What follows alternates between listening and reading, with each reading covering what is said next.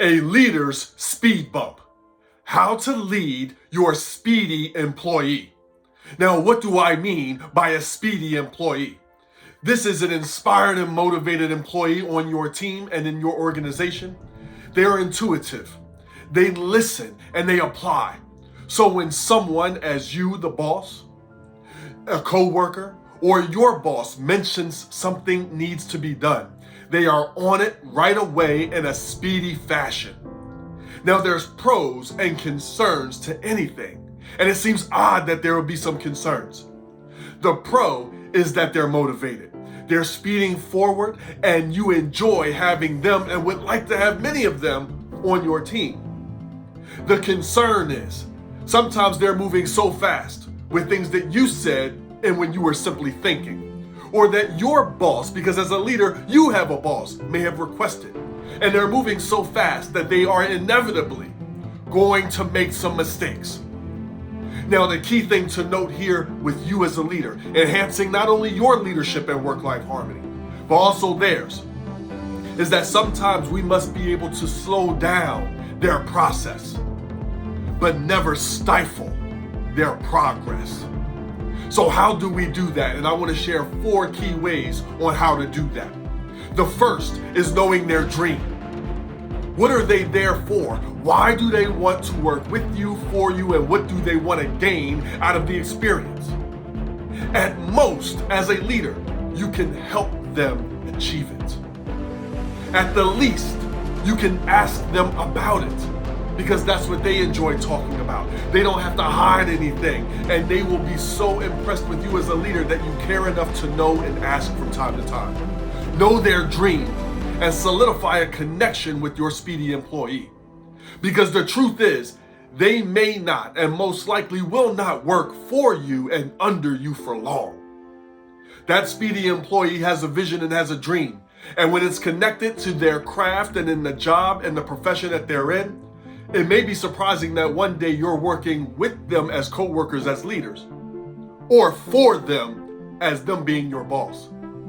It's an amazing thing that happened in my life many years ago, my first job out of college.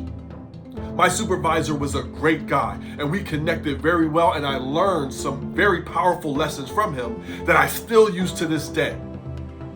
My dream was to move on and forward, so I switched companies. About 5 years later, who comes through the door as a new employee that will be on my team that I'm leading? My old supervisor. And now I'm his supervisor. And him caring enough to know about my dream, him caring enough to discipline and do some of the things I'm about to share with you, made it very easy for both of us to coexist now as leader and employee for our future. So know their dream. Number 2, how do they learn best? Your speedy employee is motivated and will move forward, and they have their process of doing things and how they learn best. I cannot begin to tell you how many employers asked me to put my notebook away my first 2 to 3 weeks on the job. See, I used to carry around this notebook, and I used to ask questions, and I wrote down the provided answer, so I only had to ask one time. I wanted to be an employee that asked one time, wrote down the process, and then was able to follow my notes instead of always asking 1,000 questions.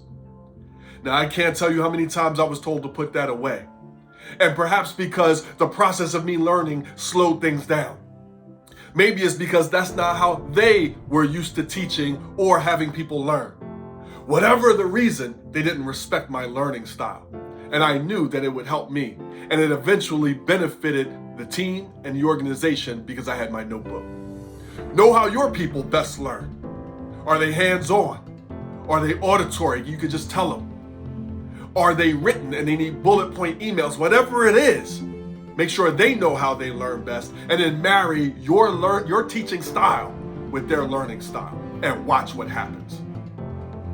Point number 3, clear expectations, especially regarding intrusions. Now, your speedy employee will hear things, is intuitive, and will act. And that becomes attractive, perhaps even to your boss, co-workers, or other team leaders or clients and clientele out there. They're going to ask your Speedy employee to do something, and they are going to speed off and do it. And that may lead to some unforeseen frustration on your part, because their speedy nature may have messed up the plans, the bigger picture that you knew and were aware of that they didn't. And too many times as leaders, that leader becomes frustrated. You become frustrated. And then you either chastise them, keep information away from them, tell them what they should, bully word, should have done.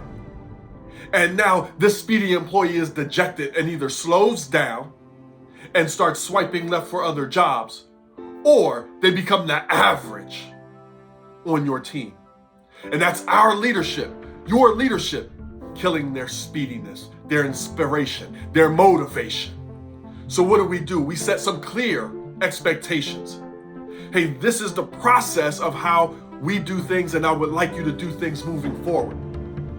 Now, when my boss, co-worker, clientele asks you to do something, I would really like for you to check with us first. Check with me first, because there may be some bigger issues and bigger things that you're not aware about, and I want to make sure that we are always on the same page.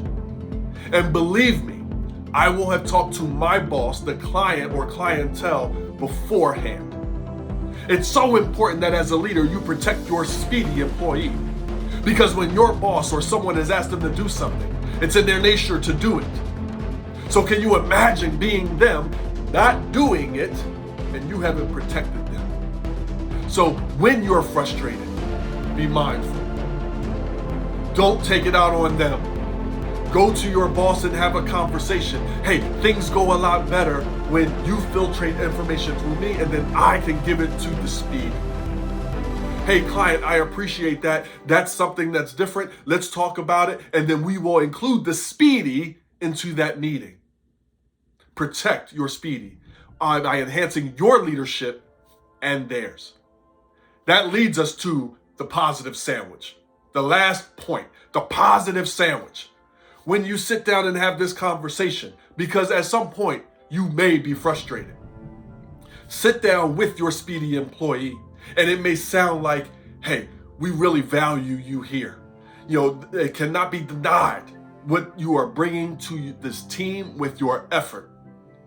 Now, some of the things that are happening, you see that there's so many hands in the pot. And when you are Speedy in this area, sometimes it can cause hiccups. Now, I don't want you to change. What I would like and what I prefer moving forward, when someone out in the world asks you to do something in this nature, please come and run it by me so we can either get the okay to do it or fine tune the process, because I want you to know the bigger picture, enhancing your leadership as you move forward and move up. That's the positive sandwich. Thank you so much for being willing to listen. And, because this conversation doesn't always go this smoothly. Thank them for their maturity.